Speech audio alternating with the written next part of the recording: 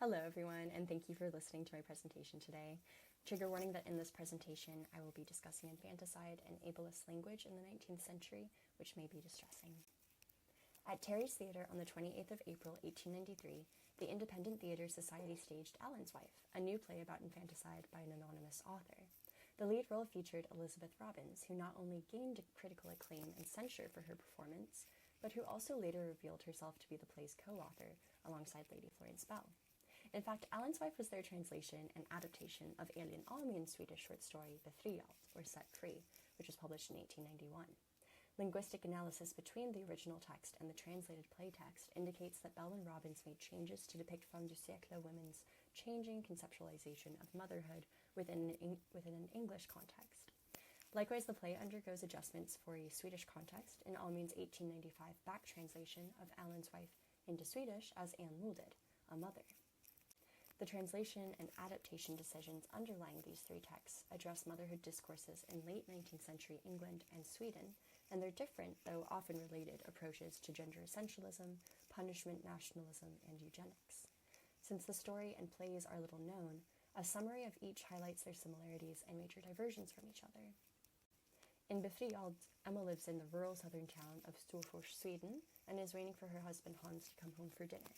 When he is brutally killed in an accident involving a new machine at the sawmill where he works, the life she has envisioned for them comes to an abrupt end.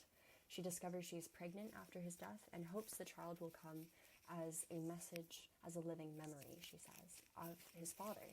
But instead, he is born with missing limbs bearing the memory of his father's death.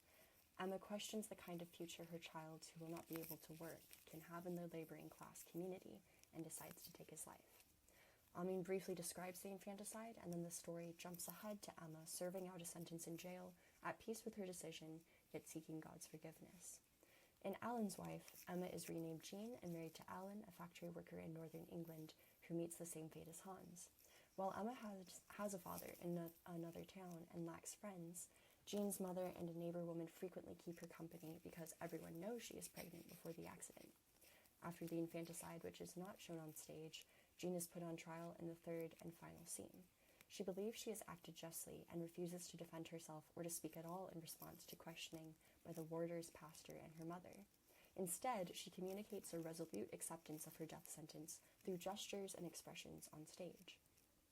Ameen's Anne Molded translation largely maintains the characters and plot Bell and Robbins introduce, though she returns the original names to the characters and adds details that emphasize the practical realities of their working-class lives.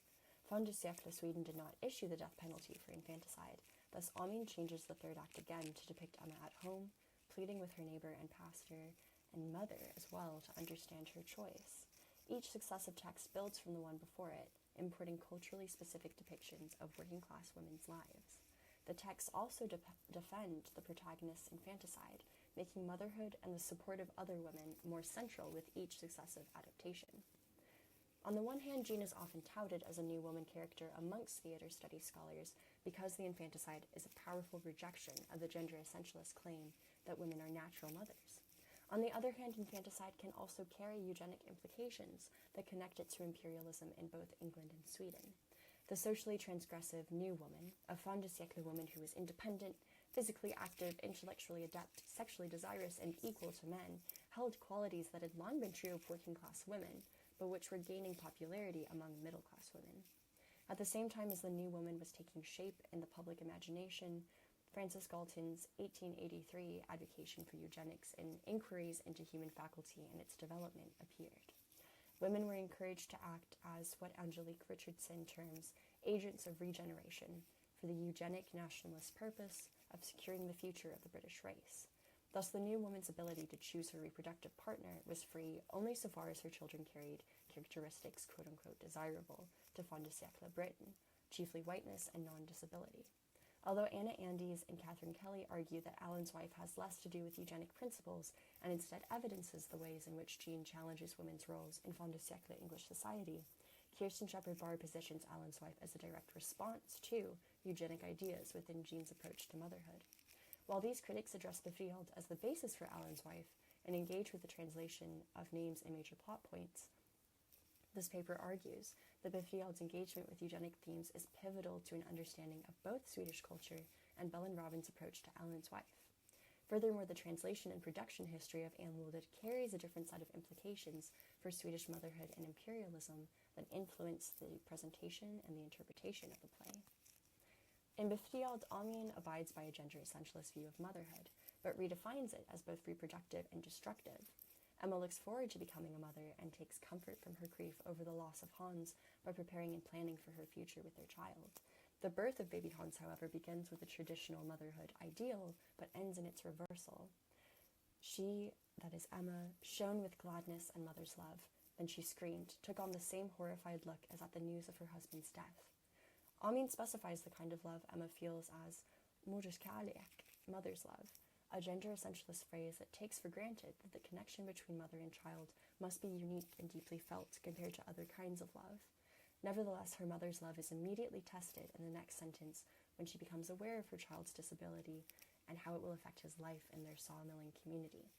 Emma's decision to kill baby Hans is not because she forsakes her mother's love, but rather as, quote, a proof of the highest maternal love, end quote, as Ameen reflects in a letter to Robbins in 1893. In the story, Emma swears that her love could shield her baby from harm, but she fears it is not enough. No mother's love would be able to make him forget his terrible handicap. All his life, perhaps a long life, longer than hers, he would sigh and suffer, crawl, crawl. Today, the ableism in the passage is clear and problematic, yet in 19th century Sweden, it questioned whether a mother's love could ever justify the violence of infanticide. Ameen's letter goes on to elaborate that while Emma does not regret her decision, if the child were given back to her again, maimed as before, she would not do the act again. She would keep it and love it and mourn over it.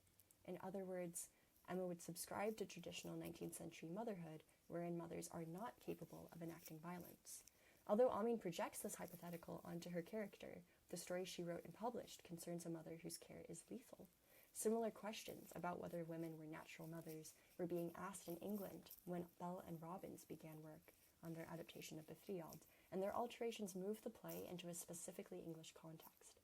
The short story first entered English through Gerda Gross's summary of the story in the Review of Reviews.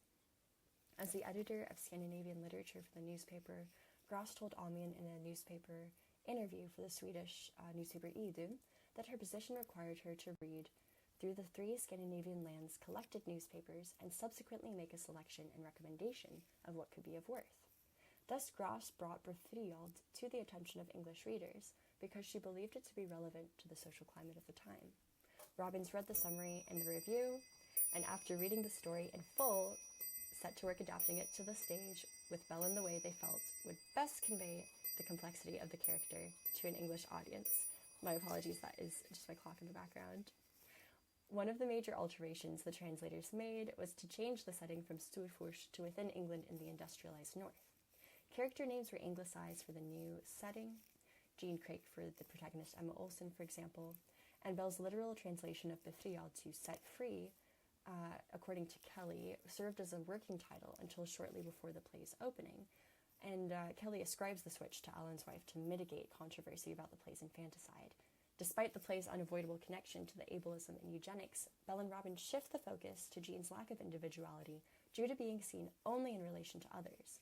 They also developed the theme of motherhood into dialogue about generational differences by adding the characters of Jean's mother, Mrs. Holroyd, and their neighbor, Mrs. Ridley.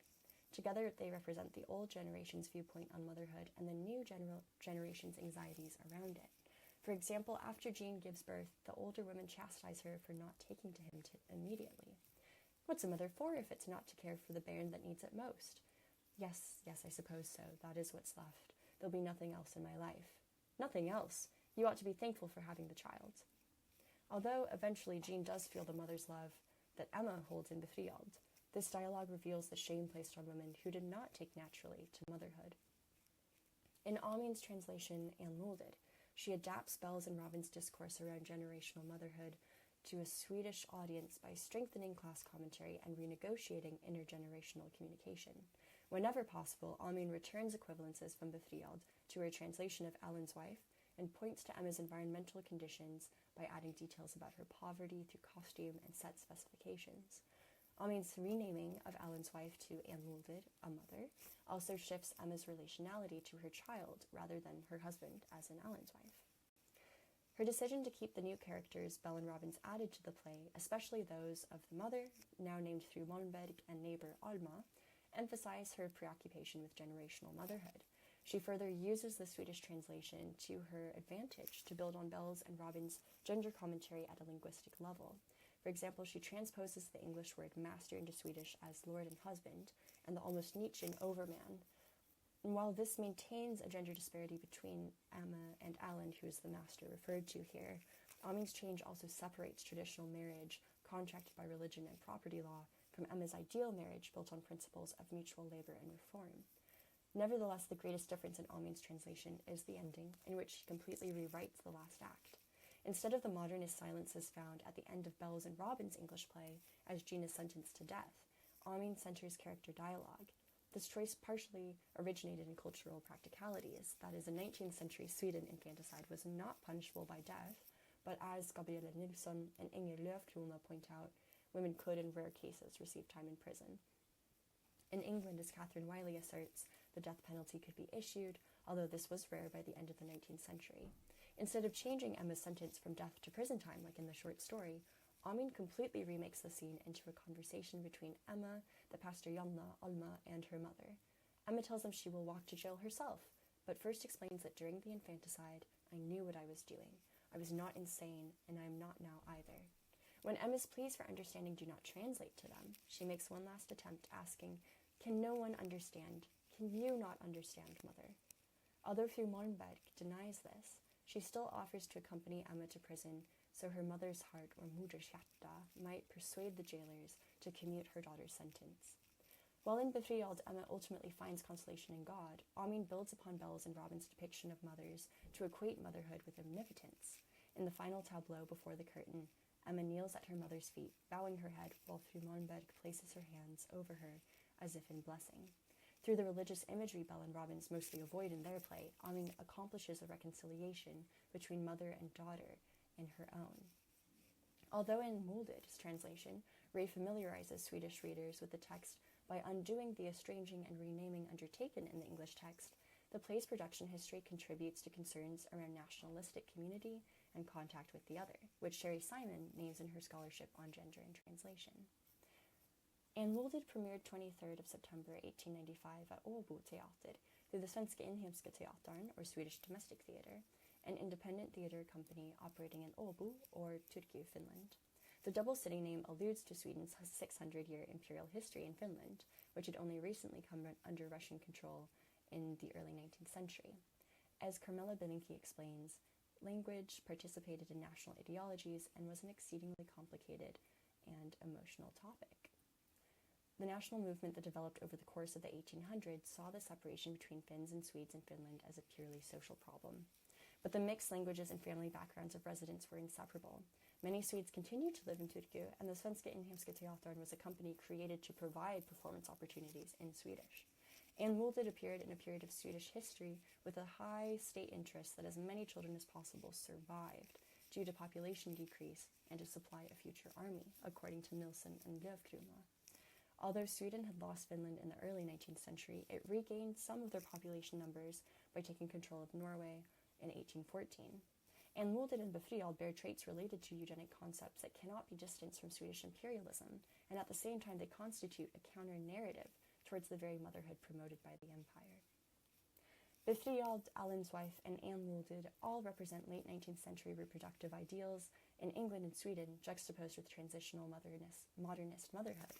Changes made between translations address varying needs in the communities the texts were written for, and they also reveal the underlying eugenic interests and national concerns in the author's respective countries of residence.